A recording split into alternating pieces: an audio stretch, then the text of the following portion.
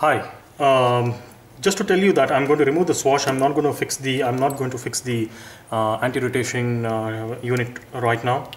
I'm going to start fixing the wirings first, because it's very easy for me to move around and fix the wirings across so that the entire job looks pretty neat. Because once you start fixing up the head and the swash, it's very tough to start doing a wiring job. So I'll start doing the wiring job now. I'll use basically, let me show you if I have some here. Once again, let me come back to you.